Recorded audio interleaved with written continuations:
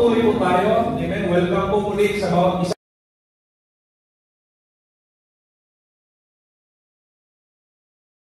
You this morning, it's not from my mouth only, but it's from my heart. So thank you for inviting me and my family.